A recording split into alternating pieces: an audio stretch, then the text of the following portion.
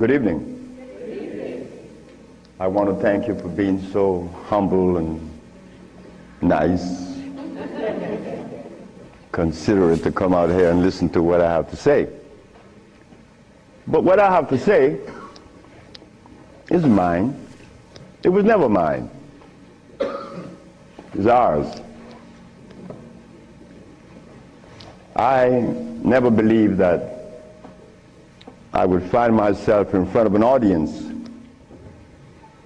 having to talk about a subject that we all once knew. A subject that is as old as creation. And if you want to see what I'm talking about, we have to just take a look at the zoo. The zookeeper doesn't feed the gorilla the food of the polar bear. Am I right? So how come we eat the food of everybody?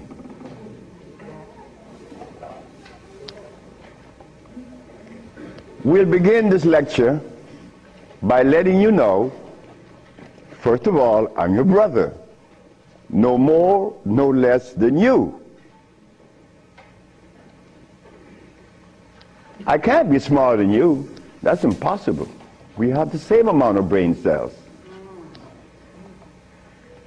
So how was I privileged to be navigated to this information? I don't know. I don't even question myself. I just like to live. As a little boy, I hated school. That is the truth. I didn't go to school. I didn't like school. I didn't like to comb my hair. I didn't like a whole lot of things. I didn't like money. I was 12 years of age. I was Seventh-day Adventist. Corby Brown. We left that afternoon from the church. It was the 13th Sabbath. I said, Kirby, how did you like the lecture? I didn't. I said, why you didn't, Kirby? Because they talk about Solomon. I want money. I said, Kirby, but when you have wisdom, you have everything. Well, I don't know what wisdom is now, nor then. But I knew that money was not my pursuit. Kirby said, I want money. We were 12 years of age, 1945. I'm 73 years of age now. In 1994, a young man by the name of Tom Flowers came to me and said, guess who is coming tomorrow? I said, who? Kirby Brown. I said, well, if I remember correctly, Kirby said when we were 12 that he wanted money. I hope he made millions of dollars. I don't have any millions. I don't even have $1,000. Which I don't. But that's okay. I live. I found that avenue, or it was shown to me how to live. Not to read books. Because everybody reads books. But yet, society is deteriorating more every day. Everybody reads books. The brother called the other day on the radio and said that he asked about corn, right? Corn? He read books. He said that the text, the Kemetic text showed him that corn is good. Well, he better examine his text, because corn was made by man. But anyway, Kirby said he wanted money. That was a Thursday. Tom Flowers said, Kirby is coming tomorrow. So I said, well, if Kirby didn't make his millions, I'm going to remind him that we are alive. We are alive. Kirby didn't arrive. Kirby would never arrive. They had to take axe to chop the hotel door down. Kirby died of a heart attack. Kirby weighed 390 pounds. Kirby wanted money. He became a cab driver in New York. I didn't want any money. I didn't want it then or now. Because it's not important in your life. It was never important in our lives. The Maya shows that.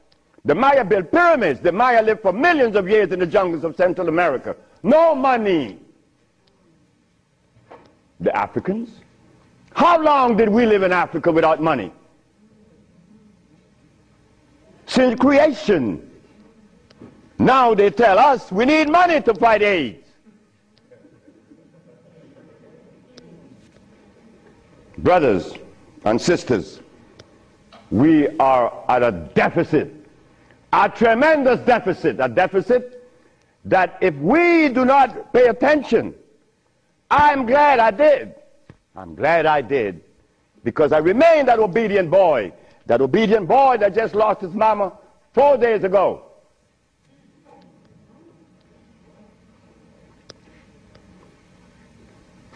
I listen. I listen. But to listen, you can't have a philosophy in your head. If you have a philosophy in your head, you cannot listen to anyone. I was there. I was a Seventh-day Adventist. I listened to no one but those things that came from the church. Well, if I was to listen to the church today, the Seventh-day Adventists, I'd be eating tofu. I'll be sick. You see? I'll be eating tofu. If I had gone to school, I would have become a medical scientist. I wouldn't have been able to cure AIDS, because they do not. They don't cure AIDS. If I had listened to all of the philosophies of Europe, I would have never been able to find the answer to the cure of diseases. But today, I'm going to share with you the African wisdom, the African brain, the African genesis, the African resonance, something that was never taught to us in the schools. Well, why should we expect the school to teach us something that would enhance our growth and save our lives? Why should the school teach you that? When in history has there ever been examples to show that one race of people is indebted to another? That has never been. Then you tell me that the white man is a bigot. The white man was never a bigot. He was never a discriminator. The white man is a person that obeys the first law of nature. Self-preservation is the first law of nature. So the white man, whenever he proceeds to preserve his race, and we sit back and say he's a bigot, it's only because we have lost it and we don't even know how to get ourselves out of this mess. I'm one of them. I'm you standing here. But one day it was to be that your brother would be shown something that would change the profile of things. I left my country, where I was born then. In 1953 to New Orleans, I became a merchant seaman. I was 20 years of age. As a merchant seaman, I became an engineer 5 years later. I'm a steam engineer. Don't ask me how I did that, because that's going to baffle you, because I've never been to school, and I don't read books. I don't read books now, nobody's book. I'm not even going to read my own.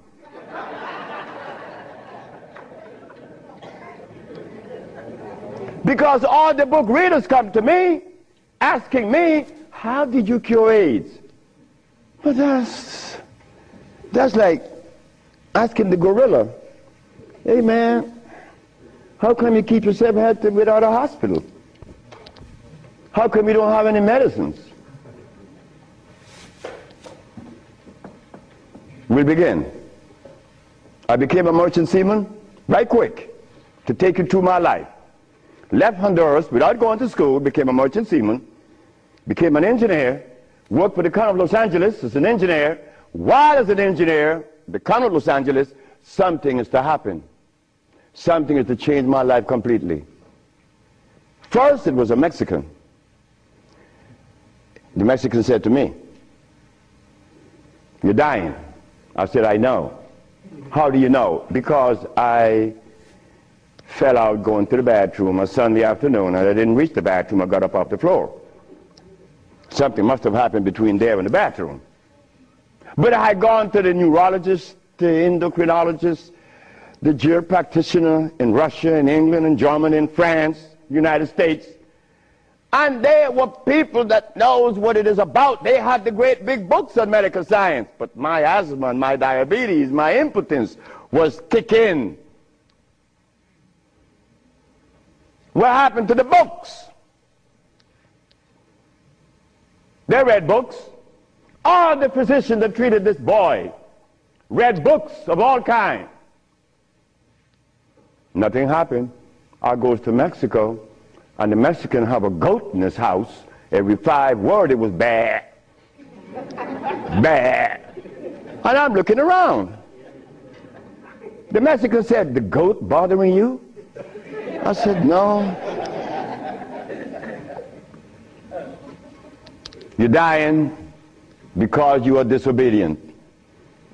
Then he brought the Holy Bible. "Honor thy mother and thy father, that thy days may be long upon the land." That's in the Bible, isn't it? But how could we honor our mother and our fathers when we don't even know what they were about? You don't tell that to an elephant, to honor his mother, because when he's born, he follows his mother and watch what his mother eats. Do you and I know what our mothers ate in Africa? We don't know, yet we dialogue. We dialogue on this level of intelligence because I know Plato, I know Aristotle, I know all about Diogenes, but you don't know what your mama ate. So everything that you talk about means absolutely nothing. So you see where they have us at a deficit? That's why we need each other. Now, when I became an engineer, the Mexican said, "Stop eating. Don't eat anything." For how long? 3 months. I said, "Are you crazy?" He said, "No, you nuts." You ask me if I'm crazy. You've been eating garbage for 30 years. You've been eating garbage. And I'm going to remove the garbage for 90 days, and you ask me if I'm crazy. What was I eating? Hog maws, chitlin, neck bones, crackling bread, Lorne in New Orleans.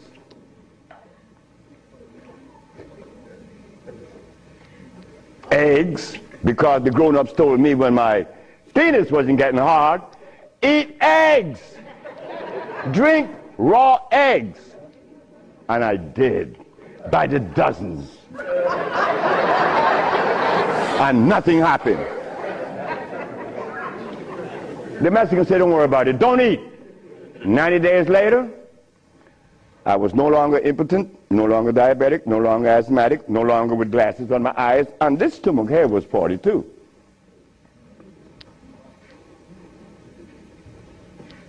What happened to the science that the physicians were using, medical science? It didn't work, isn't it? But it worked with me. The herbs work with me. This Bible says,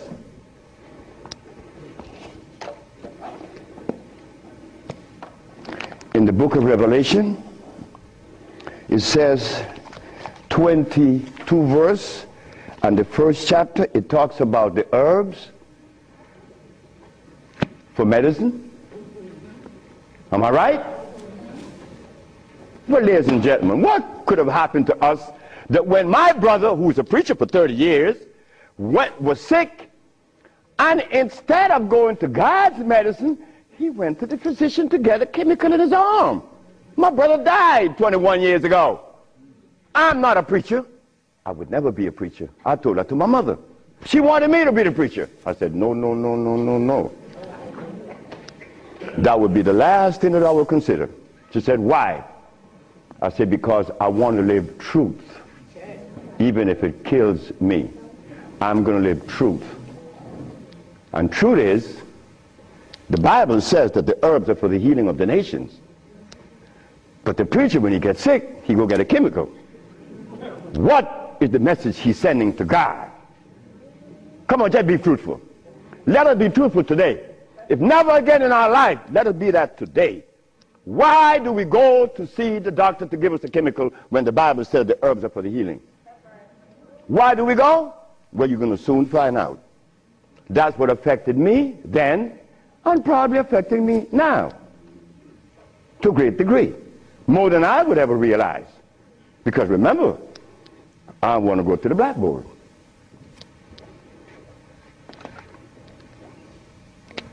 Roughly speaking, Africa. Way overhead we put America.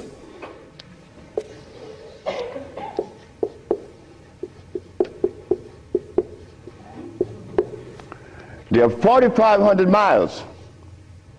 What happened between here and here? A lot happened. You see, when we were here, without the mathematics, without the ABC, without the sciences, when we were here, we had something to our advantage that we no longer have here. We are blind here. Here we weren't. We were seeing. Why? Because God provided us with everything we needed here. And none of it was comfrey or rice and beans. There were no tofu. There were no soy there. There were no cows. And there were no hogs, no chicken. There were no flour. Those things didn't come from Africa. You see, rice and beans and flour and cheese and meat and the starch that you eat, they all came from right here, from a laboratory.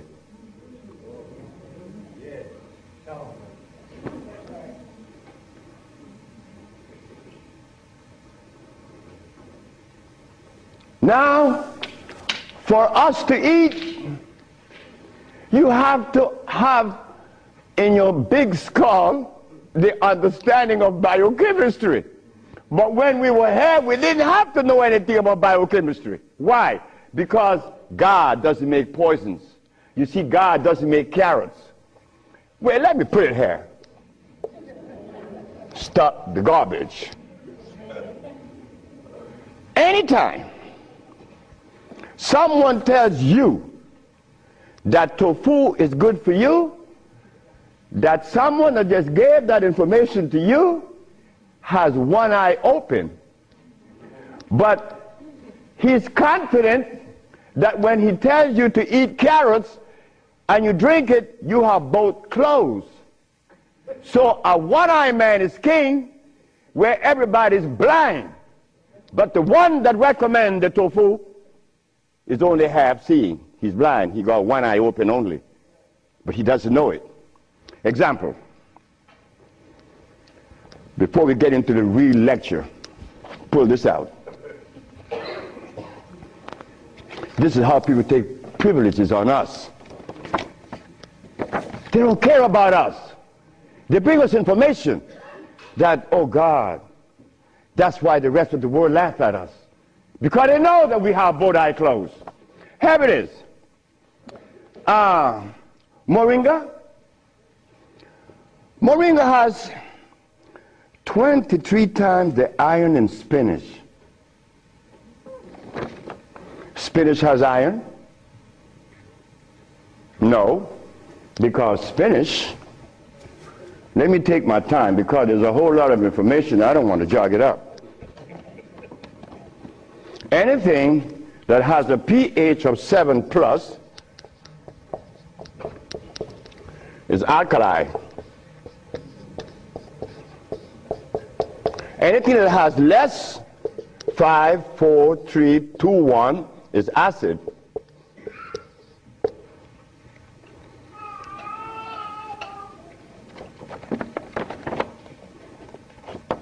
Spinach.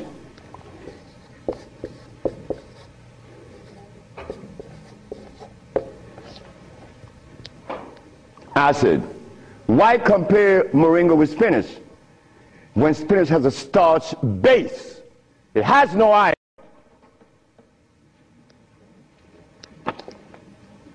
7 times the calcium in milk. Milk has calcium. Well, I stopped drinking milk 42 years ago, and I could fall on my knees. You drink milk with moringa, because they said to mix it with milk and some pages hair, you're not going to fall on your knees at 73. You're going to leave your knees down there. 11 times vitamin A that you find in carrots. Carrots has vitamin A. Carrots belongs on the acid side of life.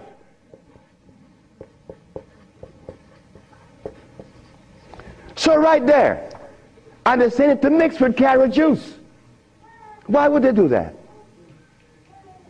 Then up here, they talk about the Ayurvedic system of medicine recommends moringa. The Ayurvedic is Indian. The Ayurvedic system of medicine recommends cow milk. The Ayurvedic system of medicine has never cured any disease, nor moringa, nor any other system in the world. You know what this is like? When Steven Seagal tells me to come to his house because he had a headache for 5 years. Well, I knew why the headache was in his head. It was removed in less than 10 minutes. He had the bottle and said, "This bottle is powerful." I said, "Yeah, powerful, huh?" He said, "Yeah, the headache is gone." You know, he's the Dalai Lama, right? He wanted me to go to Kathmandu. Kathmandu? I'm going to go to Kathmandu. To do what? Talk to lamas. Lamas for what? What am I going to talk to lamas for? They couldn't cure your headache that you had for 5 years. The lamas need to come and see me, not me, the lama.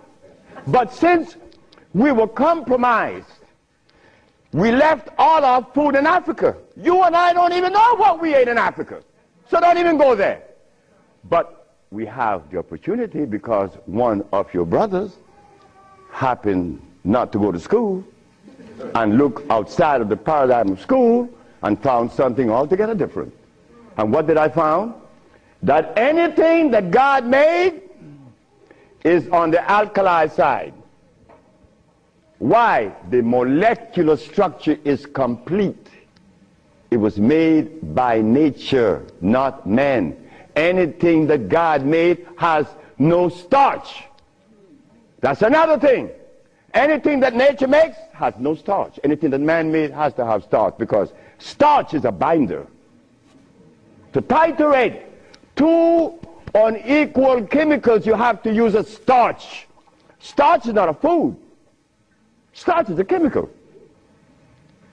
And what have we been eating since they took us away from Africa? Starch and blood.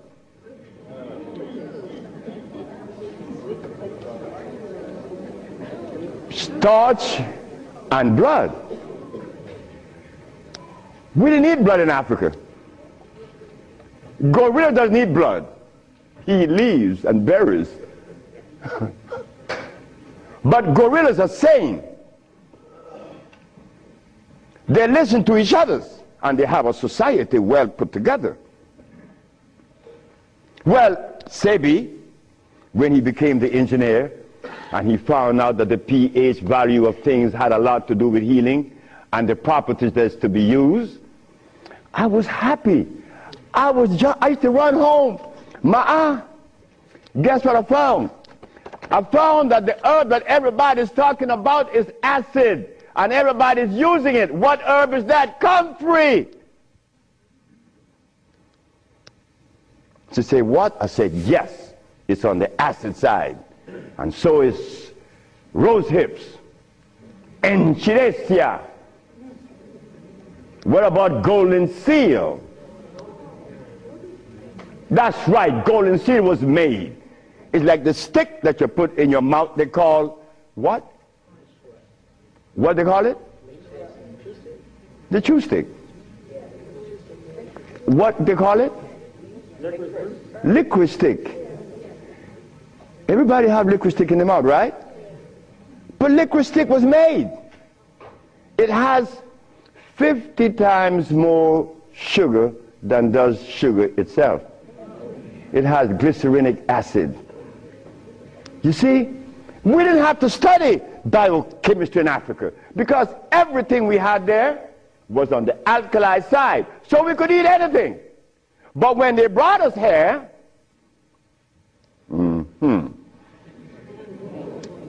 put some clothes on now. And after they put the clothes on you, come here, boy. You got to get in front of this classroom. You have to learn this ABC stuff. But hold it now. Gorillas doesn't take their cubs to be trained by polar bears. Gorillas train her own cubs. The gorilla way. But no. You and I, our parents couldn't do better. They had to take us to the school because they wanted to save us, protect us, because that's mother. Mother doesn't want child to suffer. So mother was shown that if child didn't go to school, they'd be illiterate, and the society is made up where you must go to school if you want to buy a Mercedes. But in our society, school, what you mean by school? We don't have such animal. We build things. And those who've been to school can't even build the pyramids today. Not in Honduras, not to mention the pyramids in Mexico. They're 4 times the size of the pyramids in Egypt. Oh, yes.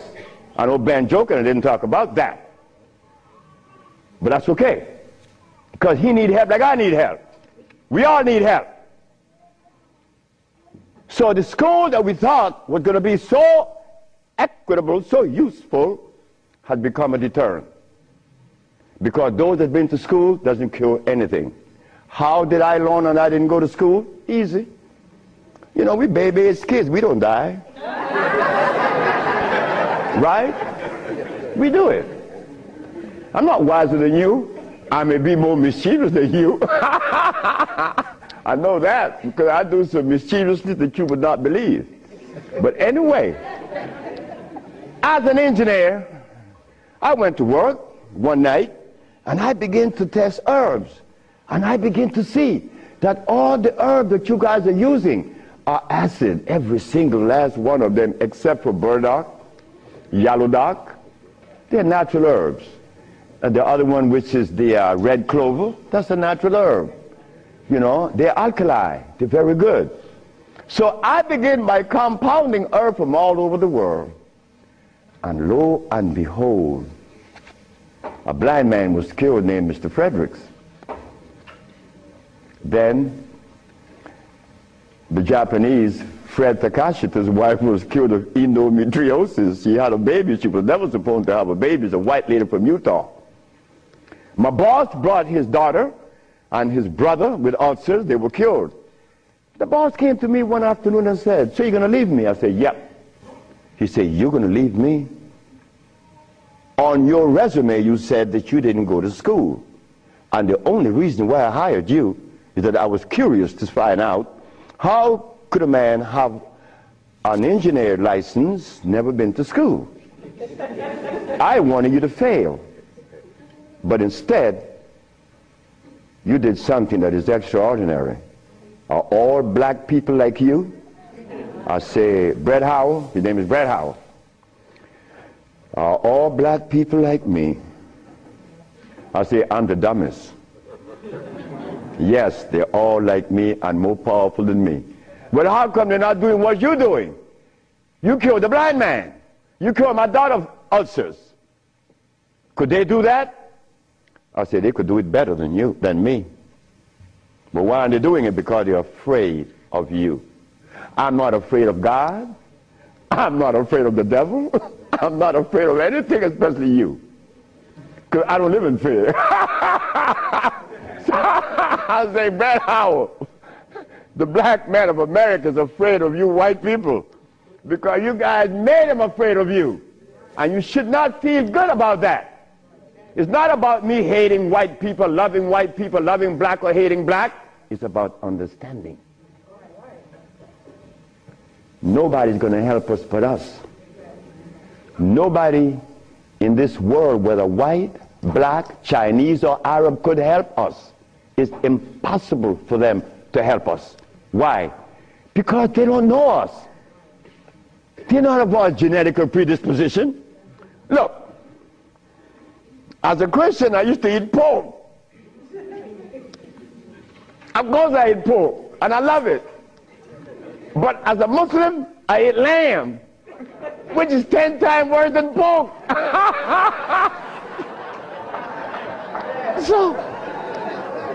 So what do I do? Who do I turn to? So after I quit my job, the boss said, wait just a minute, because I think you're crazy. You're leaving your job as a steam engineer in 1980, when herbs in 1980, I'm making $2,900 a month. I'm going to leave my job with 10 years seniority to come after some herb that you didn't like. Why did I do this? I had to do it. It wasn't that I could see that far. I can't see beyond my nose. Talk about years ahead. But I had to quit my job. And I had to question myself, why am I doing this? But I did. And 1980, the boss is looking at TV, 1987, on the 10th day of February, and he see CNN, Alfredo Bowman, a.k.a. Dr. Sebi, is arrested for practicing medicine without a license, selling product not approved by the FDA, and claiming to cure AIDS and other diseases, which is a fraudulent claim. The boss saw that. The boss' wife is in the bathroom because he told me the story himself. He called her out, come and see the man that's arrested. If he says he cure AIDS, I know he cure AIDS, because Bret Howard knew that I would never compromise myself to a lie. When I talk, I know what I said is the truth, but I also know that in America, you could also be dead right.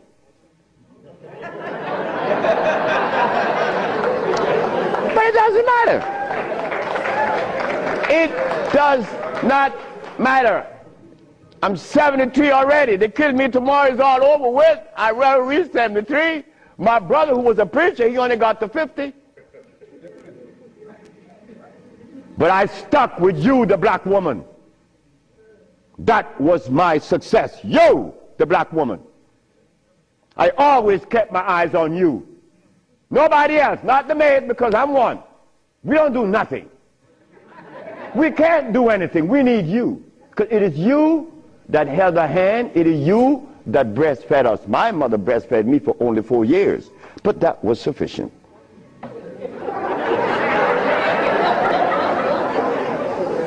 In 1962, two statements was made in a barbershop. 1640 Claiborne Avenue, New Orleans, Louisiana. Timothy Barbershop. Tim Barbershop. Ernest Moriel walked in there when he was a lawyer. And every time Ernest came in the barbershop, we used to jump on Moriel. I mean, we used to kick him around the place. Moriel said, you see you niggas? One day, I'm going to become mayor. And I'm going to remember you, Alfredo. That's me. The big mouth. I'm going to have you in jail. Ernest became the mayor of New Orleans. I was in Los Angeles, and the most hurting thing in my life was when I heard that Moriel had passed with asthma, a disease that I used to suffer with, that I was cured of in Mexico, and that I have addressed so many times. Moriel died. Ernest Moriel. Then another statement was made by me in that same barbershop. I said that I would give the black woman a gift. Brother said, Logan said, Sapphire? I said, yes, Sapphire, your mama. I said, she was the first, you came out of her. She held your hand. She teach you everything about the basic things of life, and then she cut you loose. Now she worth nothing. She's Sapphire. I'm going to give her a gift. 1962, that statement was made. But 1962, I was sick. I had asthma, I had diabetes, I was impotent, I had everything under the sun. But in 1964, I was cured, and years went by. Then I found out this is the gift to the black woman.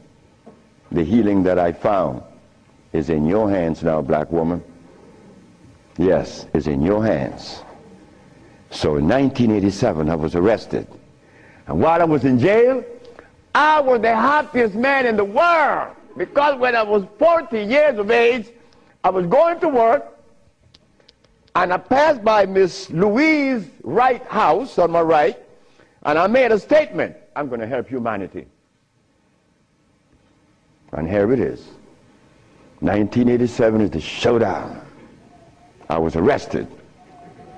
All of the people in New York that were healers, I don't need to call their name. They say, yeah.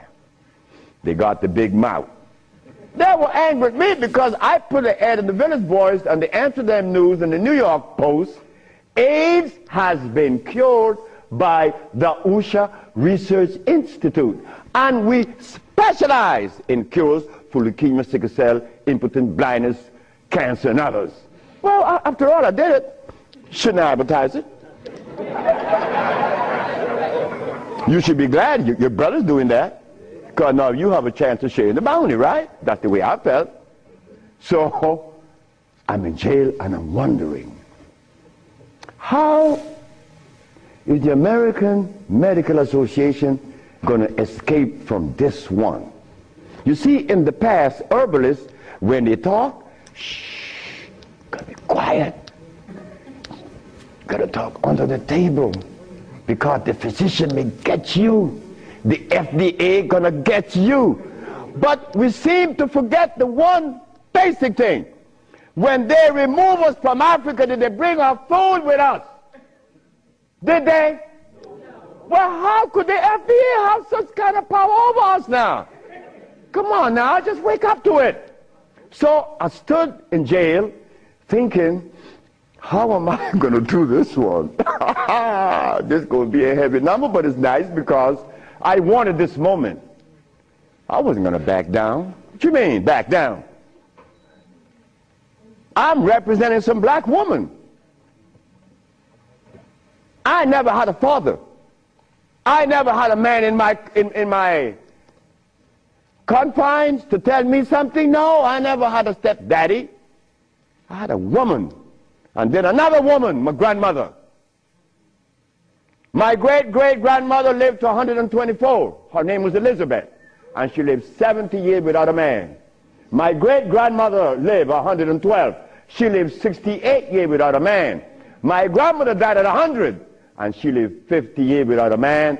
My mother died 5 days ago. And she racked up 40. My mother died while I was coming to see you. I didn't turn back. You know why? The relationship with me and my mother was one of love. And she would have never wanted me to be there. My brother told my mother when I was about 10 years ago, he told her, yeah, you didn't like me. You didn't give me any love. You didn't give Fred any love either. That's me. So my mother said, what you say? You gave all your love to the pastor, not to Fred and me. My mother said, like, Fred, are you in on that? I said, ma'am, this boy was talking garbage. See, he told me he's serious. I'm never serious. I don't know what it is to be serious. I hear men talk about seriousness. Well, I don't know what you do with that. But my mama said, raise your hand up and open your fingers. Which finger would you elect to take off of your hand? I said, none. She said, thank you. My mother turned to my brother and said, you said that I didn't give Fred any love. Fred, you wanted my love? I said, nope. Didn't want it. I didn't need it. Because my mother knew if my mother ever interfered in my life, I would be upset. I was in the streets by the river all the time. My mother all mother knows the child that need her love, her attention. But she love all. But she knows the one that need the attention. I didn't want my mother attention. And she knew it. But my brother said that she didn't give him any. But the boy went to the 3rd grade. He owns a fishing fleet, he owns an ice factory, and he owns a... That she didn't give him any, but the boy went to the 3rd grade. He owns a fishing fleet, he owns an ice factory, and he owns a fleet of planes. And he said that his mother didn't give him love. You see how we could easily make mistakes? Okay. Mother is mother and will always be mothers. The greatest gender on the planet. So while I'm going to court now, and I'm standing, the judge said, get the man out of jail, and I went to his chambers. Judge Shorter said, young man, you mind if I ask you a question? I said, no, sir. Why did you advertise that you cure AIDS? Well, sir, my mother's alive, Africa exists, and my face, and I would never offend any of the 3. That's why I advertise that I cure AIDS. He turned to the woman at the desk and said to her, ask her, did you investigate this man before you arrest him? She said, no. Her name was Phyllis Spay from the Attorney General office in New York. She said, no. You didn't investigate this man before you arrest him? This man, the response he gave me, he cured AIDS. But AIDS is the easiest thing to cure. People think that AIDS is difficult. To me, everything is easy, and to you it should be too. And I'm going to show you why it's so easy. So the judge said, well, you're out in bail, and that was February the 12th, I got out of the 13th, but the case doesn't begin until 88. September, I have a year and 8 months. Why the judge gave me so much time, I would never understand. So I waited, trial date. This is where the showdown with black and white. Not better or worse. We are not better than any white man or Chinese, no. We just happen to be different. That difference has never been treated by any religion or philosophy. There is a difference that needs to be understood. So while I went into court, the judge said, well, Dr. Sebi, will you please begin? Where do I begin? Begin where you say you cure AIDS and the physician say there's no cure. The physicians are 100% right. There is no cure for AIDS or any other disease. The judge said, just a minute. There's a contradiction here. The newspaper says that you cure AIDS. Then you agreeing with the physicians. That's a contradiction. No, it's not. When you're limited, it is. But when you leave out the box, it isn't. She said, help me. She said, of course. The physician take the position that there is no cure for AIDS or any other disease, and the physician are 100% right, according to their philosophy and their perspective. Their medicine didn't show them a cure. So how could they say that there is a cure? But the perspective that prepared me, there is cure for AIDS and every other disease. Oh my God, when I said that, the physician jumped up. Your Honor, Dr. Victor Herbert said, Your Honor, what other perspective could there be? After all, you know, this patent on us, the FDA has a patent on us. You cannot talk. The FDA talk, you shut up. Oh yeah? Well, I'm going to find out. So, the judge said, what perspective is yours? Dr. Victor Herbert, Dr. Bonanno, and Dr. Christopher said, how could there be another? I said, there is another, Your Honor. And what is the other? The African bioelectric cell food. I've never heard of such a thing. That's what the physician said. He had never heard of the African bioelectric cell food. I said, of course. But we have to remind the good physician that he have not heard of a whole lot of other things. But that doesn't deny the existence of the African biomineral electric cell food. What is it? Okay. The allopathic claim that there are multiple diseases. The African biomineral balance negate that position. There's only one disease, never been two. The allopathic claim that to treat the multiple disease you must use a chemical, which is violating God. Right? The African biobalance said no.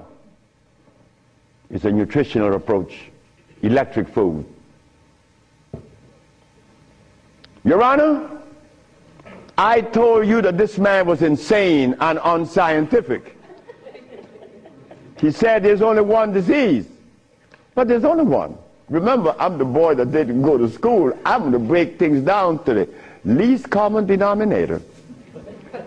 When I was a steam engineer, I found out that in a machine, thermodynamics I'm talking about, or an automobile, the only thing that could cause this machine to go bad is what? Short circuit, obstruction, overheating. The same thing with the human body. So what did I do? I put compounds together that would cleanse the human body of what? Of mucus. In so doing, AIDS, sickle cell, lupus, herpes, blindness. But it sounds too simple, right? Well, that's not my fault. They have complex things, and then they deal with the complexity. And boy, that's a job.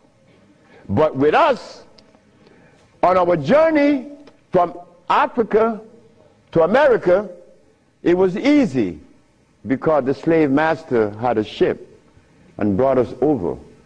But getting back to Africa, we get confounded. We can't go back now. We don't know how to go back. We better not even go back. Because when I tried to go back, this is what I did. My first trip with a passport was to Kenya. So I went to Kenya and they said, where your passport? I said, I have no passport. I said, I was taken away 500 years ago. I'm back.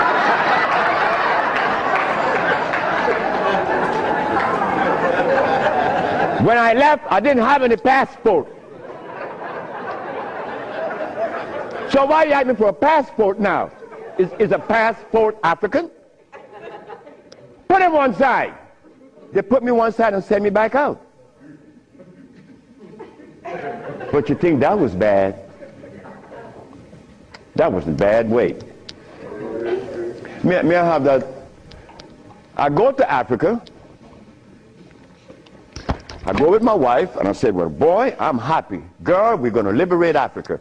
We're going to do something for mother country. I go and I saw Dr. Parinyatwa in Zimbabwe. I said, Dr. Parinyatwa, I think your problems are over with. Not only Zimbabwe, all of Africa. Here is Hospital Vicente di Antoni, is an Italian hospital. Department of Blood and Laboratories. Oswald Zavala, HIV positive on the 25th of November of 1993. 17th of January of 1994, HIV negative. This boy named Alfredo Lagos, this from the Red Cross, the Honduran Red Cross. It says here that this boy, it doesn't show any date of which he contracted AIDS. Why? Because he was born with AIDS. But down here it says he's negative on the 19th day of January of 1995. Another one. This one caused a laboratory to call for me. I thought it was funny. This is the next one, the other one. His name is Alex Suarez. On the second day of January, this boy of August, he found himself with HIV positive. On the 19th day of August of the same year, 17 days later, the boy is no longer HIV positive. So they called me for what? I don't know. because I know they're not going to change it. Now, this one you're going to like. This one is from the San Diego Public Health Laboratories. It says here that this man has a HIV-1 RNA 26,205. The boy was supposed to be dead at 25, right? Just go to the other page. 6 months later, he's less than 400. He was killed at 15. So anybody want to read it? Because I could be lying, because that's the way we think. But here it is. No, that's possible. I could be lying. Here, young lady. So, curing AIDS, brother and sister, look, that's the easiest thing for niggas to do. We could do more than that. Curing AIDS, to them is big thing. To us, it's nothing. You understand? But now, here is where this little culprit comes in. Where did I put it? The blood, no, no good. Here it is.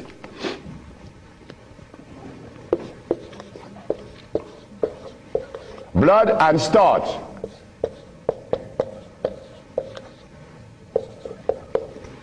Blood and starch. Blood and starch is going to prevent you from doing what the ants does for each other. Ants, when it's getting ready to rain, you know what they do? All the black ants, they begin to do what? Cut the leaves and take them to their little nests. Ants doesn't eat leaves. They eat the mycelia that grows on the leaves with the temperature. They are farmers, but they provide when it rains. Red ants does the same. But we black people, we can't do that. Because when your brother showed the world that he cured AIDS, why didn't the African countries jump on it? All the African people eat is blood and starch, nothing else. But that is the Africa that you and I dream about. The Africa that we want to save. The Africa that we all love. I found out that there isn't a president in Africa that is interested in the cure for AIDS. Not one. No, I'm sorry. Only one. I'm not going to name the country because I may jeopardize the country. Because the one thing I learned, that when you begin to talk favorable about a country or individual, they're going to soon get him. That is a fact. So I cannot talk about the country that said to Dr. Sebi, Dr. Sebi, whenever you want to return to Africa and begin this new empire, you have 5,000 acres of land and 6 hot springs. I don't need anything else. Hot springs? 5 hot springs with 5,000 acres of land? We could grow food. We could make the best dress. I said, sir, I am not going to come to your country unless I'm able to grow marijuana. He said, marijuana? He said, wait just a minute. He said, I can't do that. I said, well, the compounds I've been giving your nephew that was autistic, that now is talking, was marijuana. And as for you is concerned, when I came here, you weren't walking. You were dying. Now you're running up the steps in the presidency. Yes, marijuana. That's a God's product. That's not cigarettes. You see what happened? My brother used to smoke cigarettes, but my brother didn't know that the tobacco that he was smoking was artificial. God didn't make that. But marijuana, God did make that. So it must have been a good reason why I was told in school that everything God made is good. Well, I know that. I live that. And I always will smoke it for as long as I live. Why? Because I have that right. I have that right. It's not everybody that uses it, from autism to arthritis, is cured, because everything that God made is good. So as I go to Africa, all happy, I came back with my tail between my legs, because it ain't happening. It ain't gonna happen. They're not interested in that. But the one thing I noticed today and yesterday, and you may have heard it, President Clinton and Sanjay Gupta, they found the end of AIDS. How could they find the end of AIDS when they have not found the end of diabetes, the end for sickle cell, the end for any disease? But they're going to tell us that they're going to bypass these lesser diseases and jump on the major one, and they got the cure for it.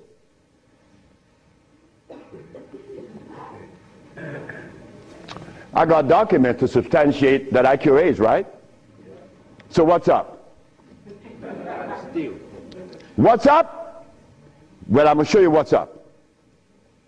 When I was in Zimbabwe, the Department of Health said, why do you come to us saying that you could help us? And your leaders in America didn't help you. My leaders in America?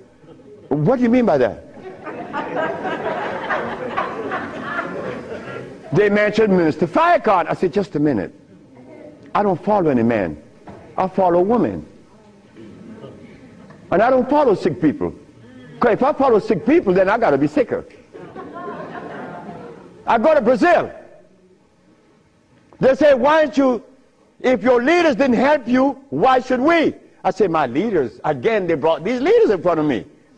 And they mentioned something like Al Sharpton and Jesse Jackson. I say, oh God. I say, why you all ask me about these people? I never knew of Jesse Jackson or Al Sharpton or Oprah Winfrey promoting something that is equitable and good for the black community. That's never been. What they could do is march. That I know. But why do you ask me about it? I'm asking you, why can't you incorporate this in your repertoire? You said me, I have no leaders. My leader's my mama. The biggest testicles that anybody I've ever seen, they was on my mama. So don't ask me about leaders. I don't follow leaders. I never was part of that thinking. I don't need anyone to lead me someplace. So now I'm asking you, what do we do now? I cure AIDS. Are you going to call Oprah? You don't need to. She could advertise 1 million pieces, broken pieces, right? But that's fine. But she cannot advertise the cure for humanity. But there's one little dude that got himself in trouble. And he was totally unaware of what was going to happen. This little dude, I'm home with my wife, enjoying myself, a Sunday afternoon, looking at TV, somebody threw a rock on my window. It's Randy Jackson. What did you want? My brother want to see you. Your brother? Michael? Okay. I went. Well, he's sick as hell. Well, I treated him, and he got cured. He saw it, and he was encouraged to take me to the Rayburn building on Capitol Hill. Oh my God. This is going to really confound you. Michael Jackson took me to the Rayburn building on Capitol Hill on the 31st day of March? April. No, of March. March. It was March. 31st day of March of 2004. I said, why are you taking me there? Because you cure AIDS. I said, but what makes you think that they are interested in that? What makes you think that the world is interested? I don't care if it's any country in the world, they are not interested. Especially Africa. They were never interested. AIDS isn't killing Africa. Hepatitis C is killing Africa. All of West Africa is red line for hepatitis C. What you talking about? But they're Muslims. So they have to eat the Muslim food, which is goats and lamb.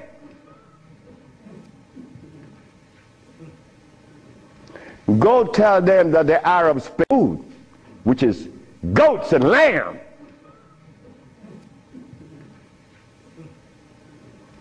Go tell them that the Arabs played a trick on their brain. You cannot do that. Me, I remain the son of the jungle woman. The jungle woman that didn't have any clothes on. Yeah, I am her son. I stuck with her and she liberated me. You have to hear this. One morning, I woke up and I heard the music that was playing. You know how you turn your radio on and you're sleeping, but the music on the radio would influence you, and you dream that you're seeing the artist that's playing, right? You ever had that happen to you? This morning, I'm listening to John Coltrane. 4 o'clock in the morning on channel 850 on the TV. I'm sleeping, and I'm hearing John Coltrane playing Interstellar Space. But then something was happening while this music was playing. I was looking at a black woman doing this from behind a tree. I woke up, and I didn't know how to interpret that dream. But then I was leaving that morning for Los Angeles. As I got to the airport, the governor was there. The governor said, "That's him. That's the man that cured Alcida of leukemia. That's the man I'm talking about." The governor had a lot of people around him. So I went. I was leaving for Los Angeles. He was leaving for the capital. He didn't know that we were going to meet that morning. So they was talking to me and asking me questions. Finally, 2 men that were standing away from me, they were white men from the United States. They came up to me and said, "Well, we have heard of your miracle cures." I said, "Sir, I don't even know what a miracle is, especially perform one. I just happen to cure leukemia. That's not a miracle. To you it may be. Because your school of thought have you to believe that curing these diseases is one great big feat. No, it's simple common sense. I'm an African. Now this is where the naked women are going to come out. They said to me, "We have heard of your miracle cures, but have you been saved?" You see? Right there, I consider that an imposition. Why do you take the liberty to believe that I'm one of those that have accepted your philosophy that I have to be saved? I say, from what? The man politely answered and said, "From your sins, of course." I said, "Wait just a minute."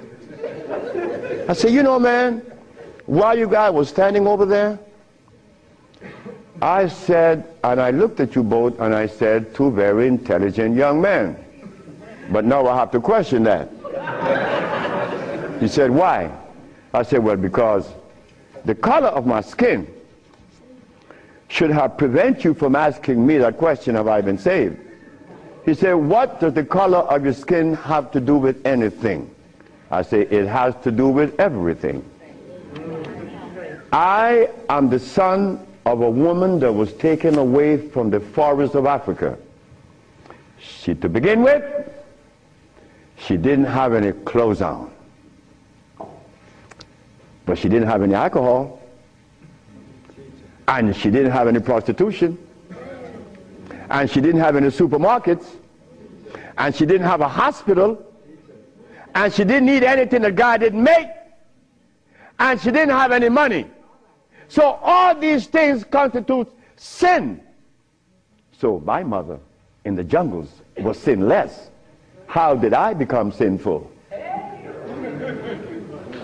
You cut it out. You stop that.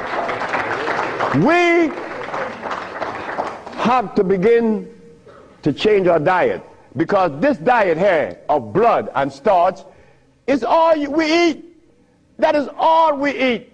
And then with this diet of blood and starch, which confounds their hormonal structure, we have the nerve to tell each other, brother, you were wrong.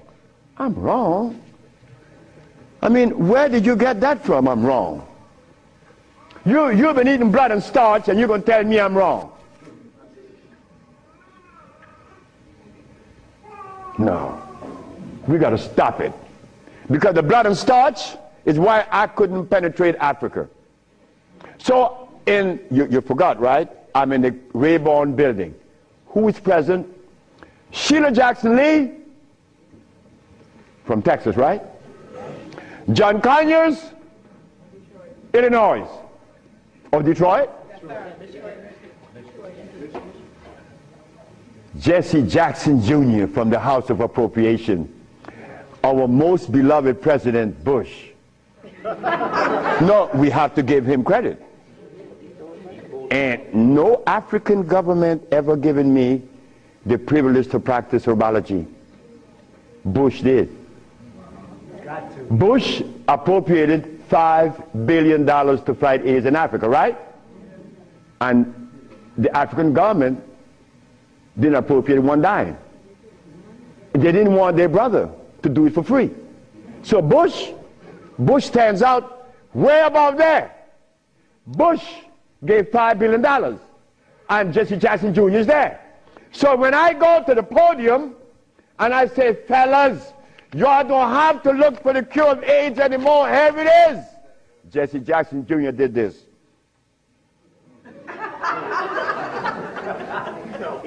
I said, I'm going to talk about this. I have to write about this in my book.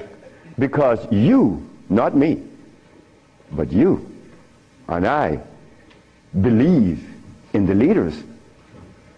We hope that they could do something, right? Well, they had a chance.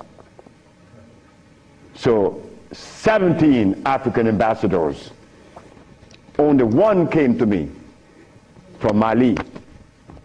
The only man came to me and said, Dr. Sebi, I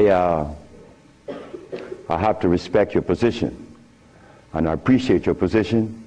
You have proven that you cure AIDS, and I would like for you to go to Mali. But that's not the country I was talking about previously. He just presented himself that day. But Jesse Jackson Jr. didn't tell you that I cure AIDS, right?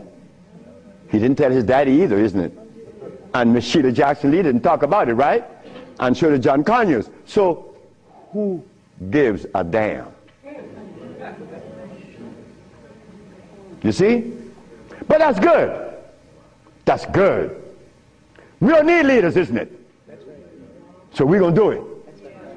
Because we're doing it now. Because those black women I'm talking about, there's one sitting there. They are going to tell the world we cure AIDS. But last night, Clinton and Sanjay Gupta is on CNN talking about the end of AIDS. How about the end of sickle cell? How about the end of lupus? How about the end of herpes? How about the end of blindness? They didn't find those, but they find the end of AIDS. How is that possible? Are we going to buy that too? Are we going to let them continue to say that there is no cure for AIDS when your brother is curing it? So we are guilty. We are the one that's guilty, not the leaders, because they're sick. All the leaders are sick. You can look at them and tell they're sick. So we have to forget about the leaders, right? So which animal in the forest follows a male? None, right? They all follow females. So how did we begin to follow males? I mean, that was the most, look, the one thing I wanted in my life was a woman laying by me as my significant other or my wife, that she didn't have a God or a devil in her brain. That woman is sitting there. Because I could not have a woman laying by me and she worshiping something else. I mean nothing to her. No, you worship you. That's who you worship. That's who we worship in the forest. And we were doing quite well because none of us, her children, could talk about how long did our parents live in the forest of Africa. You don't know. For millions of years since creation. Did we have money? We live a perpetual vacation. Now I gotta wear this stupid suit on. When I didn't have to wear any clothes. But now just to live, I have to have a $15,000 suit on, a $5,000 shoes. I have to have all kind of stuff on me. And then I qualify. I qualified. Do you have a master's degree? Man, I didn't go to school. Oh, put him aside.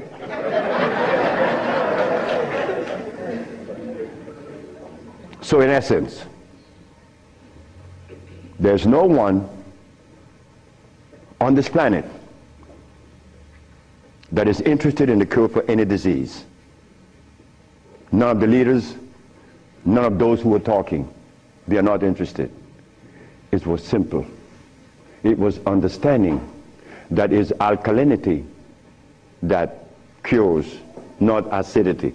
And any healer that comes to you with these things, like adding carrots, like moringa, it says here,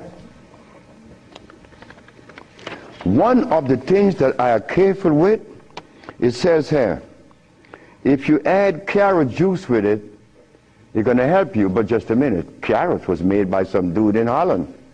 It's very acid. So this moringa knows that you have both eyes closed, so I could sell you anything. We don't want that anymore. We don't want to tell stories anymore.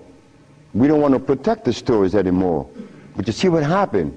When you have been healing or call yourself a healer for 20 or 30 years using comfrey and rose hips and recommending tofu, and someone comes on the set and says that you may not be quite right, man, you get off there. You begin to get crazy.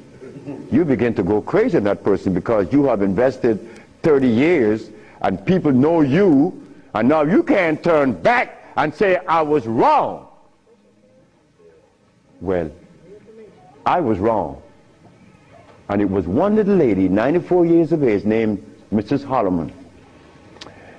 I was along with the rest of the healers. I was reading these books by Jethro Kloss, Alma Hutchins, Indian Herbology of North America, Myers, Christopher, also this other named Shooks. And they all have calcium in it, so I had to believe that, right? And I went to Mrs. Holloman. I said, Mrs. Holloman, you got to drink carrot juice. She said, sit down, boy. I think you're crazy. I think you're out of your mind. I'm 94 years of age. I don't wear glasses. I don't need you to come and tell me to drink carrot juice because I know that carrot is a poison. I was in Rattan, the island of Rattan, and a woman was listening to me talk, and she asked me, what is the best breakfast in the morning? I said, I don't know. She said, a glass of hot water. I know she was right. The sister was right. So in essence, all of the hoopla about AIDS was just noise. We've been curing AIDS since 1984. Why didn't you know about it? The media didn't let you hear it, right? Jesse Jackson Jr. didn't talk about it, right? Well, I think in the book I have to mention his name because this is what's happening. They're lying to us. And we have to stop it. We have the cure for every disease in the world. We, the black race, is responsible. Not the white, not the Chinese, not the Arab. The Arab need help. They need help now. All Arabs need help. Because there's no way in the world where you find the highest incidence of eye problem like Arabia. Because they eat lamb. But could you go and tell an Arab to stop eating his lamb? It's like going to tell someone that uses cocaine, stop. Then you're crazy. Like going to Africa and tell a Maasai, hey Maasai, You only live 47 years, man, and you're going to die because you're eating raw blood and starch. He's going to chop your head off. And he should. Then we go to Guinea, and my wife came to me running. She said, the young man in there with his wife, he's 19. And she's complaining he's impotent. At 19, she said, yes. My wife came with it. What happened? We asked the boy, what does he eat? He eats cassava. Cassava?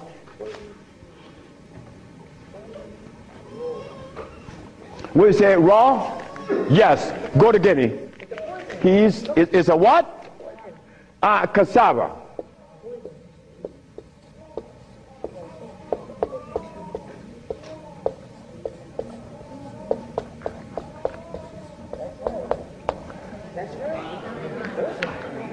I want you to go to any African country and tell them, no, just ask them, please, why do you eat cassava? Oh, this is African. This is from history. Hey, African, I know you've been bamboozled too, because cassava is not a product of nature, nor of Africa. Cassava is a starch that needs the aid of a man to grow it. Cassava cannot grow by itself, and it has cyanide.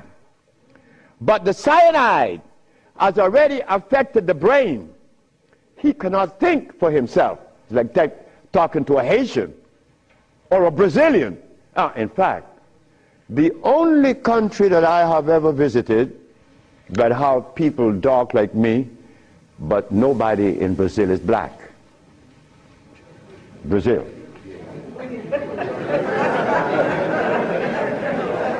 If you go and research the census of Brazil, you will never find a black person in Brazil. Everybody is white. That is how much they have offended us, that we hate the very image that God made. Something is wrong. Something got to be wrong. Me,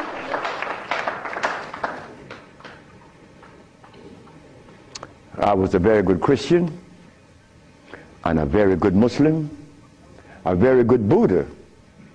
And I wanted to join the, well, I don't want to mention it, but anyway, I was a good everything. But what I found, that they were feeding me the wrong food, and I had to deny all of them because they feed us garbage. There isn't a religion in the world that have fed the black race in America or anywhere in the world the food that is consistent with their cellular predisposition. So if you, my religion, is feeding me the wrong food, then what is the message you are sending? It's like putting gasoline in a diesel car. You would not get to South Philly. No, you're not. It's not going to run right. But we eating starch and blood, and we want a dialogue. Dialogue based on what? I mean, come on now. We are the remnants of what were. Let us try to bring it back. We can't challenge each other's. The only thing we have to offer each other's now is love. But to get to that point, a sister told me the other day, because I made a statement in the church, a brave woman stood up and asked me, Dr. Sebi,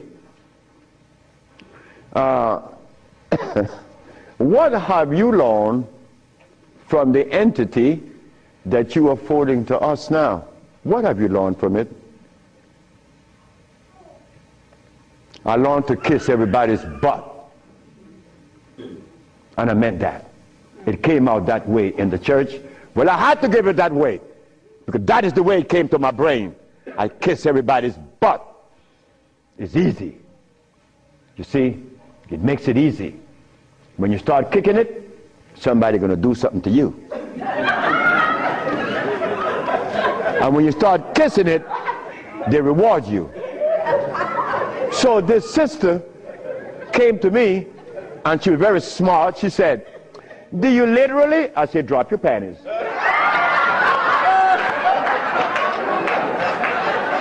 Well, I came out of a woman's vagina, I could kiss her rear end. That's easy, isn't it?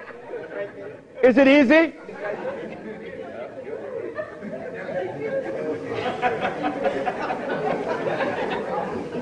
See, I have no what you all call shame. I don't know what that is. I'm not serious, I'm not ashamed, I'm not a man, I'm a male. Beyond. See, I have no what you all call shame. I don't know what that is. I'm not serious, I'm not ashamed, I'm not a man, I'm a male. Beyond that, I don't know. You guys are men, I'm a male, I stay there. It's easy. So brothers and sisters, look, the deal is this. We have the cure for AIDS. Now you're going to get a chance to ask questions. So ladies and gentlemen, I want you to ask whatever question comes to your brain. Feel free to ask. I mean, please, don't you hesitate. Don't you feel that you have to restrict yourself. I know Brother Adis is here. He may ask a few. I'm glad to see the brother, you know. Brother Adis is a brother I've been knowing for years. Stand up, brother. When I saw the brother the other day, I was very encouraged because the brother looks good. Yes, sir. I appreciate the brother. The brother looks good. The brother, I remember him and Sultan and Kwasi in New York. I would hope that Kwasi would come. And a bunch of other brothers. It was a bunch of us brothers. We were in love. New York was, look, we were in love. There was a love that we used to share that was so nice, so warm. But none of us, or all of us, understood that we couldn't follow anybody. Because if you start following one, you have to dislike the other group. But I'm a black man, I have to love everybody. I have to love Muslims, I have to love Buddhists, I have to love Christians. So if I have to love everybody, then I'm going to make it easy. I ain't joining nobody. Because I have to love everybody anyway. So it makes it easy. So now we go to the question. The sister and then you, another, yes. Good afternoon. Is it necessary to circumcise the male child? Again, sit down. The sister asked, is it necessary to circumcise the boy, the male child? Well, who started that? European. Who? My last little girl was born. I said, you're not, I told her mother, if this child is born and I'm not here, you will not cut the navel string. Okay? You understand? Listen to me now, Fanny. You will not cut this baby navel string. Okay. And I'm going to tell you how to do it. When the baby is born, you put the baby on your chest and let the baby suck your breast. The placenta is going to come right out. You put the placenta in a bowl and put some flowers on it. Keep the navel string attached to the baby until the placenta. 4 days later, it falls off the baby. You throw away everything. No cutting, no stress. No, it isn't necessary to circumcise, because I was never circumcised. It was you. Next. I was intrigued by you before and was very successful with it.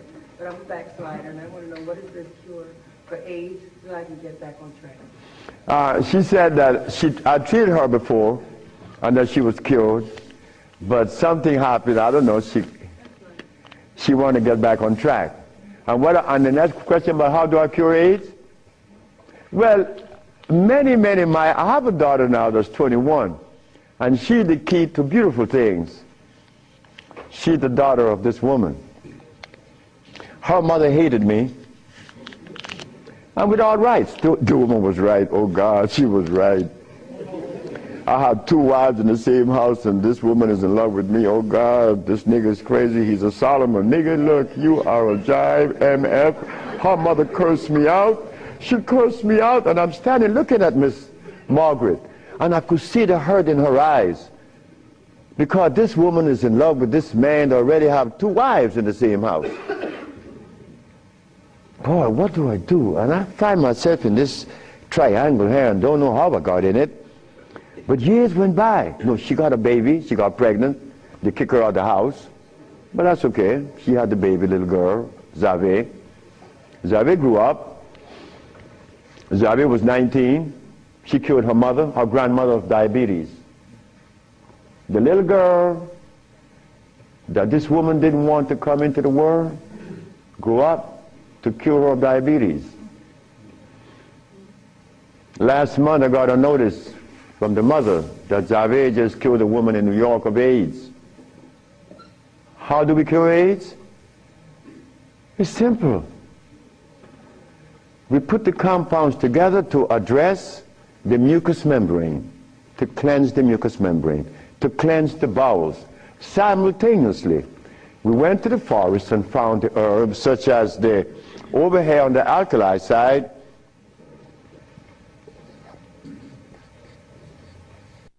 sarsaparilla is an herb that has the highest concentrate of iron.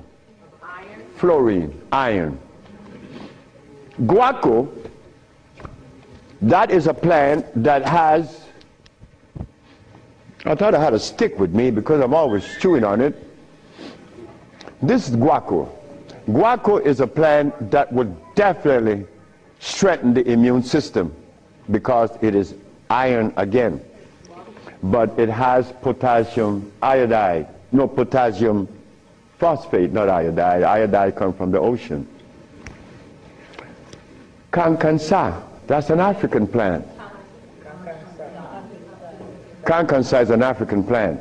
This plant has one of the highest concentrate of what? Potassium phosphate. Those are just few of the plants. We use about 40 some odd plants to cleanse the body, strengthen the immune system, and electrify the system, because you want to electrify the body. That's how simple we cure AIDS. We cure AIDS. We don't treat AIDS. This thing here says that Moringa said, and they keep repeating it, that they uses it with the belief that it's going to cure. They think, oh no, we got to stop talking like that. We cure. That's how we got to start talking. If you don't cure, get out of the way. Because you're lying to people. Next question. The brother. Peace and blessing. I'm really enjoying your lecture, and my question is, when you see a client, what's your thought process? When I see a client, my thought process, I already know what the brother needs. Like the Mexican knew what I needed. The Mexican said, you're dying because you have disobeyed. Unconsciously you disobeyed. So when a brother comes to me, I already know what the brother needs. I don't need to go into a whole bunch of scientific jargons and intimidating the brother by putting light in his eyes, iridology. I don't do that. I don't do anything. I just give you what I know you need. People come to me for compounds from Japan. She killed a woman in Japan named Kaoto Kita in Kobe. She never seen the woman. She was in hospice already. With cancer of what? The lungs. There you go. Cancer of the lungs in hospice. She never seen the woman. In a month time, she's vacationing in Hawaii. Okay, there you got it. Yes. Her than you. Yes, the sister.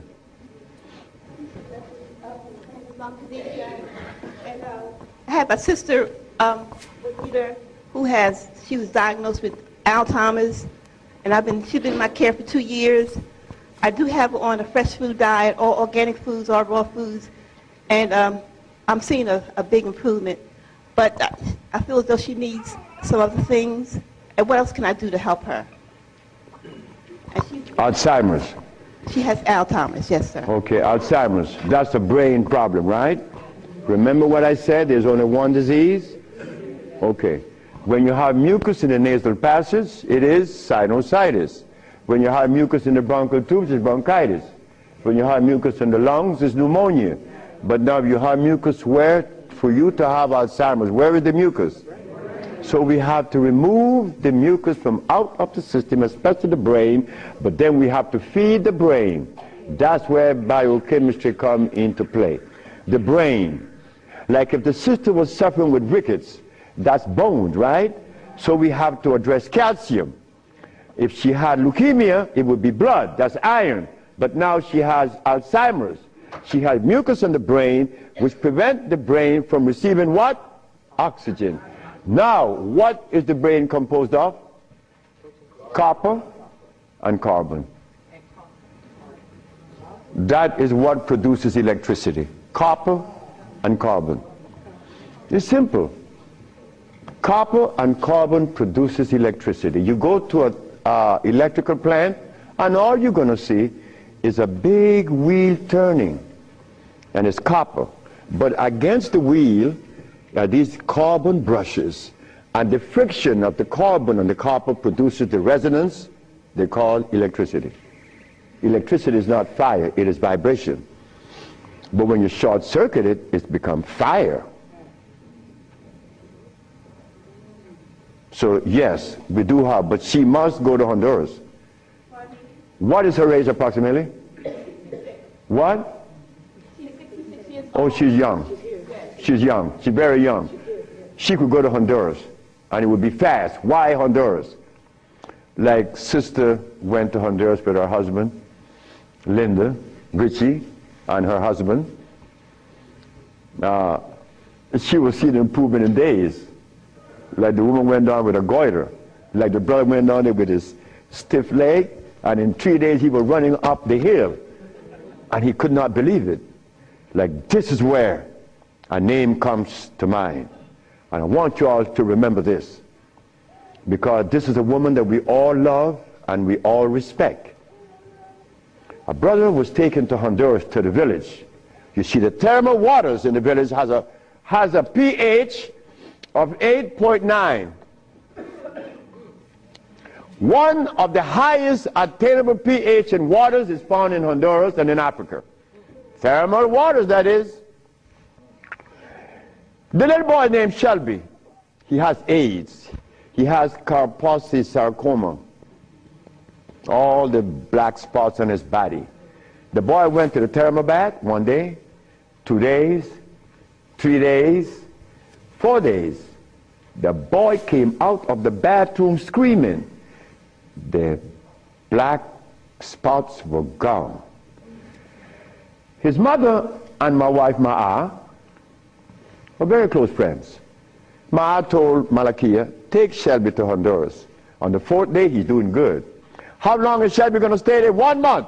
I said, 1 month, he's cured. On the 4th day, the sore disappeared, right? On the 10th day, he tell his mama, I want my passport. She said, for what? I want to go back to Los Angeles. Dr. Sebi says that you have to stay here a month. He said, bitch, did you hear me? That is what we, mothers and fathers, get from our children today because of those hamburgers. It wasn't Shelby's fault. It wasn't that child's fault. That child went back to Los Angeles and began to use crack and died about 2 months later.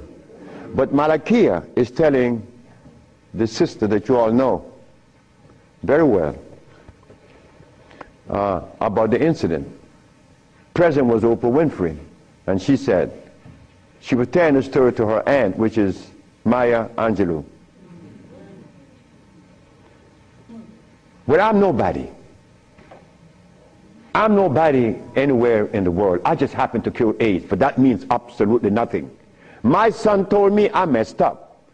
I should have been a boxer in cracking people's jaws. I get millions of dollars. But the crack jaw come to you and they pay you pennies.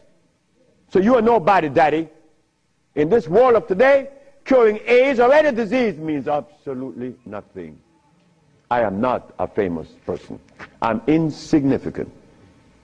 So Miss Oprah Winfrey said, well, if he's that good, how come I haven't heard of him? Well,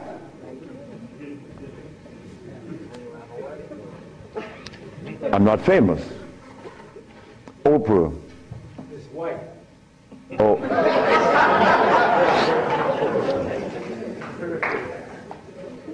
My book would be out in July. I know she's not going to advertise it, although she suffered embarrassment with 1 million broken pieces. But that's okay. We have to remember the blood and starch. So when you go home, you remember the blood and starch, because that prevents you from liking you, from loving yourself. Because I was there. I was there. Did I want to blow my brains out once? Yes, I did. Well, why was that? I was stressed. I was eating blood and starch. But when the Mexican came and said I was wrong, I listened. And here I am, 42 years later. Do you see the benefits of this? A Mexican came to rescue me, to rescue you. So we cannot. But wait, the other part of it is Africa. There isn't an African country that I could go and practice herbology. But why did Bush, who all of us think, or most of us think the man is bad, how come I could practice herbology in the United States? You got power over him. That's why. I don't have any power. No, I don't. Because I don't even know what power is. I just know what's mine. That's all. I know what's mine and what's yours, what's ours. So what's ours, when the Supreme Court said, the FDA said, you are not supposed to sell these products. Exhibit A. The FDA said, what? That I'm not supposed to sell my products? Well, maybe the FDA knows the food that is consistent with the African cellular predisposition. Because when they removed us from Africa, they didn't bring food with us. Maybe the FDA knows about these foods. Could you tell us, please, Mr. FDA? But when the FDA talks, we get scared. Scared of what? They're not God. You understand me? No, I don't have any power over nobody. I don't want that. If you know what I like to do, you would know I don't want any power. the brother in the back. Hepatitis C. Yes, sir. Mr. Charles Fisher. Who is Charles Fisher? He was the manager for LL Cool J. That was my second case of hepatitis C. Yes. What is hepatitis C?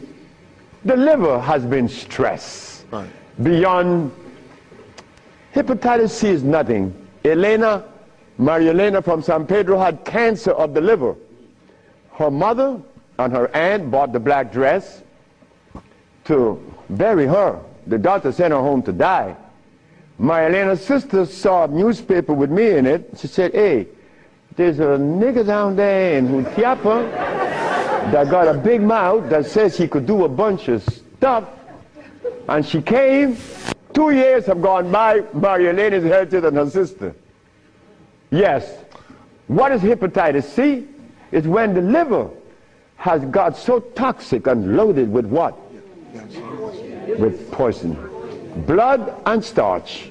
So we clean it, clean the body. Because you have to clean the intestines, you have to clean the liver, you have to clean the blood, because all of these have been affected. Yes, brother, we have cured many of hepatitis C. So what herbs would you use, doctor? It's not an herb, it's a therapy.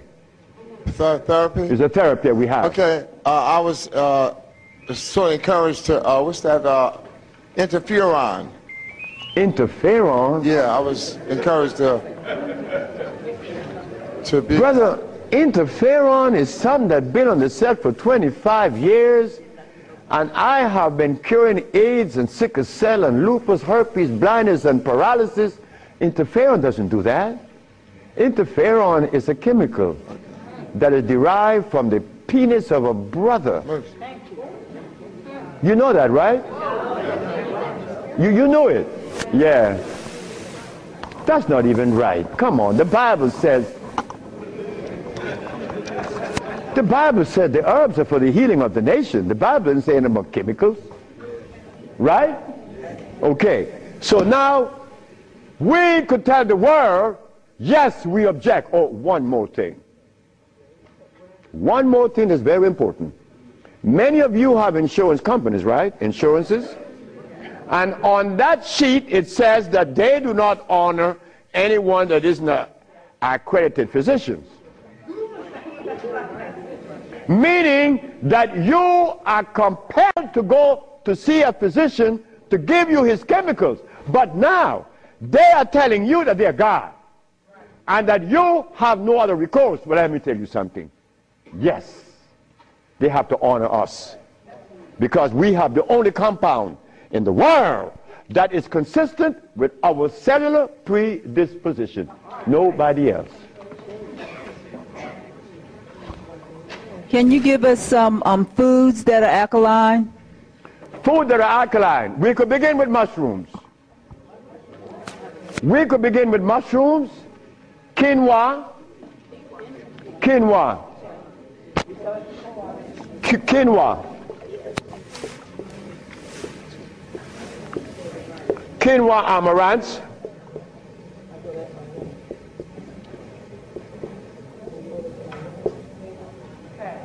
mushrooms,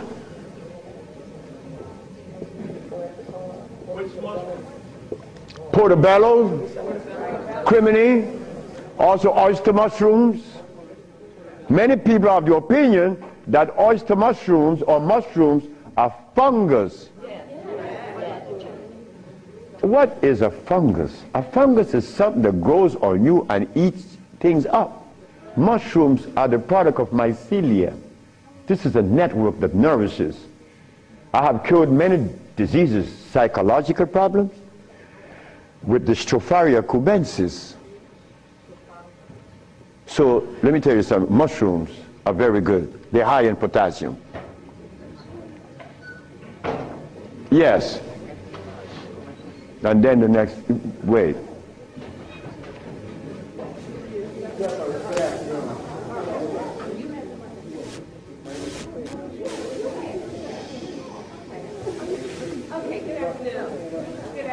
Good afternoon, ma'am. I know the blood and the starches, two of the things you said that we should get rid of. I'm working really hard. I've gotten rid of the blood. I'm having a hard time with the starch. I just needed an idea of some things too. To substitute. Yeah, substitute. Well, and one more question, water. I do the distilled, but I hear a lot about, you know, drink spring, drink distilled, which I do the distill a lot. Okay. About the starches, you could eat quinoa or amaranth. And also spelt. You could buy the spelt pasta. Spelt. You could buy spelt. I eat a lot of spelt. And you know something? I learned something lately, like I'm learning something every day. Because I don't know everything. I don't want to know everything. And it's impossible for me to know everything. But I learned this.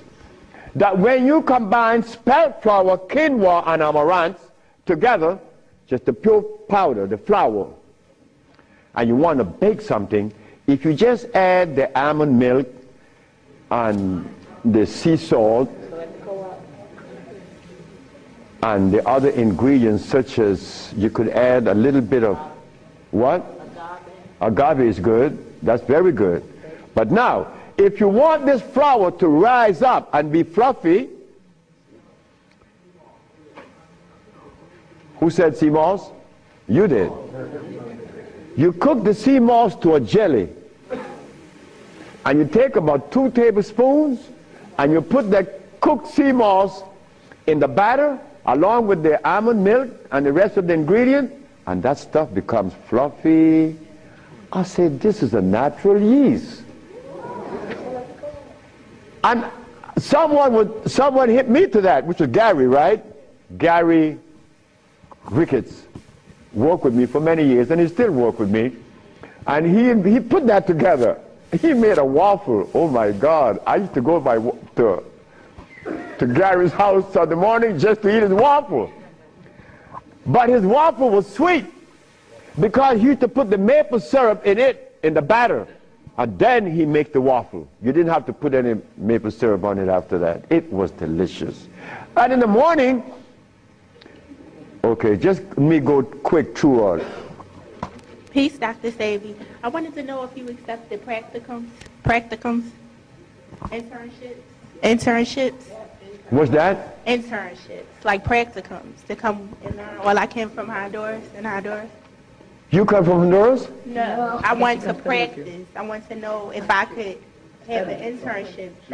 Oh, if you want to. I know you say black woman is key. So Oh, as a student? Yes.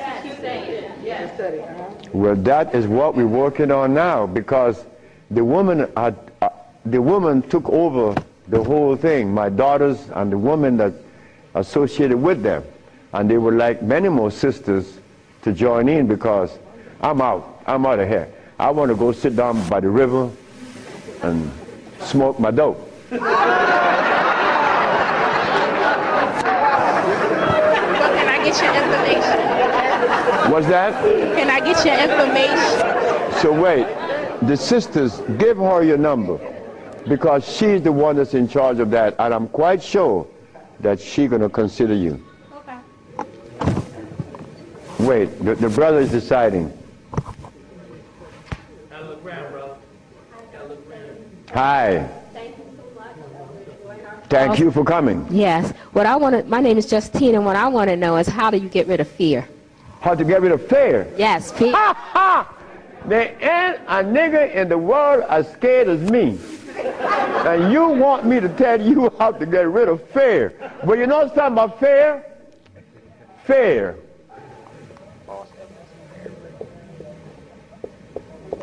Fear is a natural occurrence.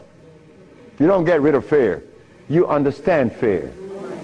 You don't get rid of it, because fear is necessary. But you don't let fear control you, right? Because it would paralyze you. Fear would prevent you from opening the door where there's a great, big, beautiful tomorrow. Fear, you see, when I was insane, to a greater extent than I am now, I was placed in a psychiatric ward in New Jersey. And they were right.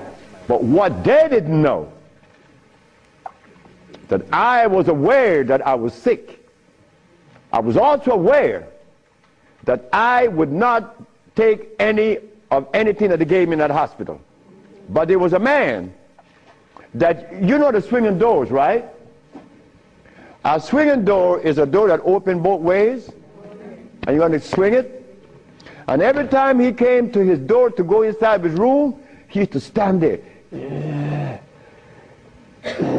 And he could never open that door. I used to go by and swing the door, and he'd go in and say, "Thank you, man." Why couldn't he open that door? Fear.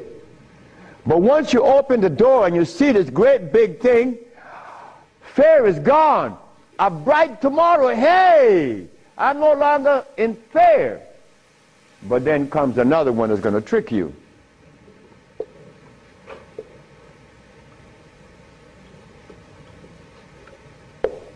What that surety? Is E? All right. Surety.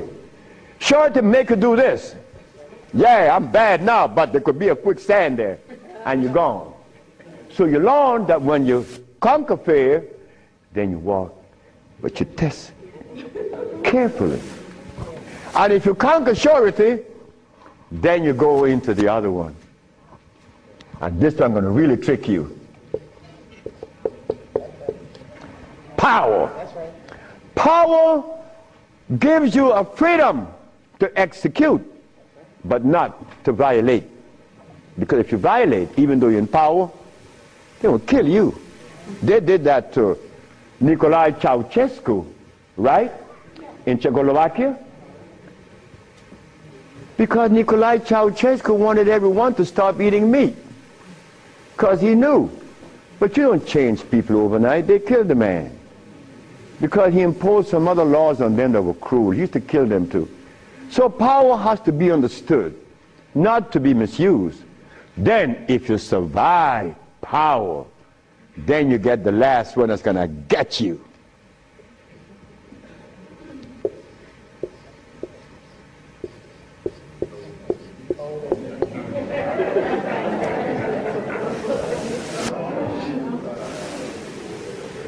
So you see, it's all about peace. I'm happy that I'm 73 years of age and that I'm happy, but I have to thank the Mexican. But when I go around my brother 73, are you all right? I say, Marcel, that's the only one alive now.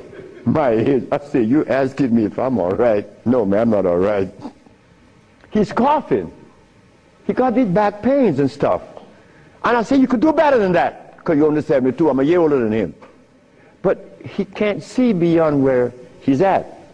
And I shouldn't expect for him to make such a leap, because I didn't do it that way either. Because even after the Mexican had stopped me from eating the stuff, I went back cheating with some chicken.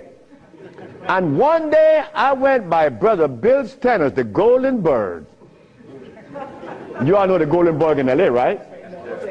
You remember that? And I bought some Golden Bird chicken. I ran home, and I look out the window, nobody's coming. and take it outside and spray the house, because they had these 4 black women. They were nosy. These black women were nosy. They always come up. What you have? You open the refrigerator, looking all around. They must have seen something in me. But these 4 black women were the one that stopped me from lying. Stop eating that chicken, the last thing. But here I am. And I'm happy to say that here I am. Because I want all my brothers to say, here I am, at 80 or 90. Because the man that healed me was 94, and he had 2 wives in Mexico. He was healthy, wore no glasses, and he was always laughing. He said, look, before you leave, remember this. Never you socialize with people that are serious. Serious people are sick. Because there's no reason to be serious.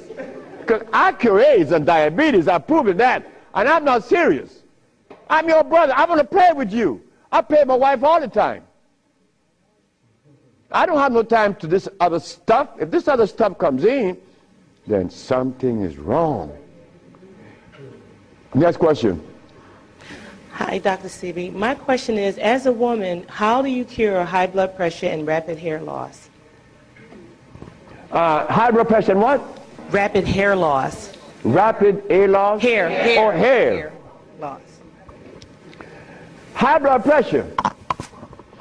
High blood pressure is easy. Just stop eating. Where we have the product to remove the pressure immediately. People go down to Honduras, and in less than 3 days, the pressure's down. The man just came from Caymans. That's right, Caymans. Grand Caymans. He came down with high blood pressure, diabetes, and impotent. A young brother, 52. 3 days later, man, my pressure is down. Dr. Sebi, my pressure is down. See, yes, I know that. What's the problem there? Why are you so amazed? 5 days later, my sugar is gone. I don't have no more sugar. And then, on the 10th day, he come with his girlfriend telling me. I like to see that. Because I was impotent. And these old folks in Honduras was telling me to drink eggs and wine and meat, cheese, butter. And the Mexicans say, you're crazy. Stop eating, and you can get all the sex you want. Stop eating, and it happened. So brothers, if you're in trouble, stop eating. And there's a product outside, they call it Viento. Brother, I don't care how much in deficit you are, you will be out in less than 24 hours. I know.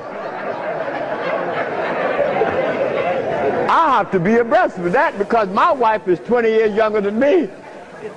I can't allow this woman to get ahead of me. You understand? And she looks good and she's youthful. So I have to maintain energy. And I want all of you brothers to understand that that stuff that we eat, wait. Just draw this for you, that we will see what it is I'm talking about. Because this is important.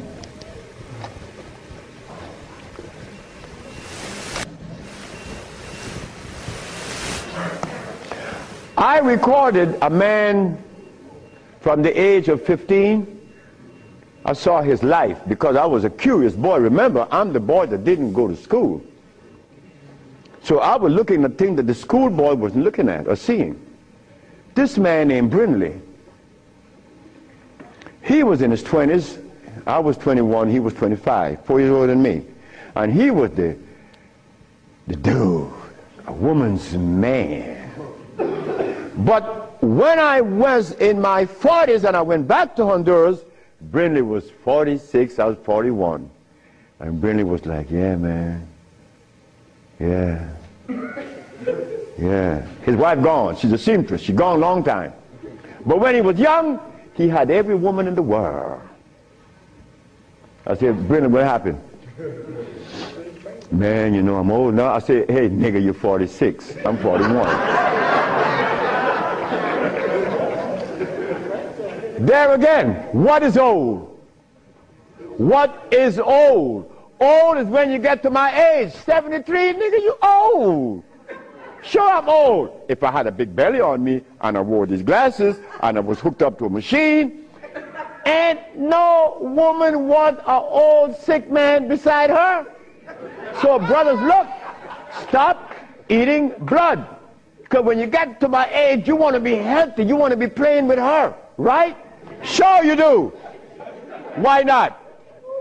She's your companion. You want to play and laugh with this woman. Brindley couldn't. Why? You see, this stuff right here.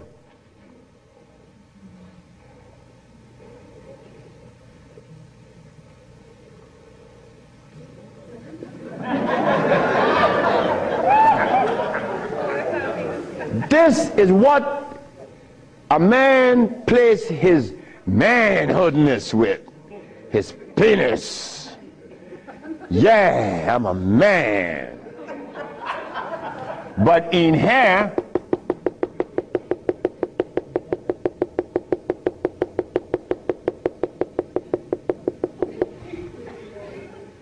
to keep this penis erected, these little orifices, they call veins and the rest, has to be opened for the blood to flow, or else